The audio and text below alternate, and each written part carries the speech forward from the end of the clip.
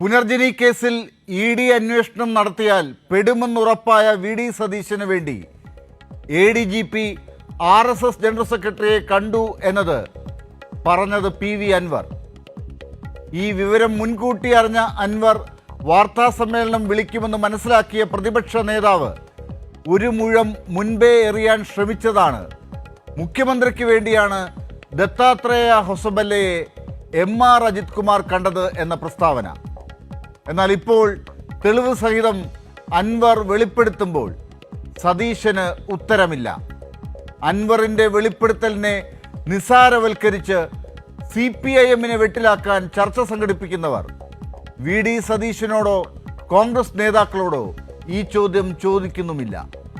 പുനർജനിക്കൊപ്പം തൃശൂരിൽ സുരേഷ് ഗോപിയെ ജയിപ്പിക്കാനും അന്നേ ധാരണയായതായി അൻവർ പറയുന്നു. പൂരം കലക്കിയ കഥകൾക്കൊപ്പം ലോക്സഭാ തെരഞ്ഞെടുപ്പിൽ കോൺഗ്രസ് നേടിയ വോട്ടുകളുടെ കണക്കുകൾ കൂടി ചേർത്ത് വായിക്കുമ്പോൾ ഇതൊക്കെ ശരിയാണ് എന്ന് തെളിയുകയാണ്. RSS നേതാവുമായുള്ള ADGP-യുടെ കൂടിക്കാഴ്ച സതീശന്റെ പുനർജനിക്കോ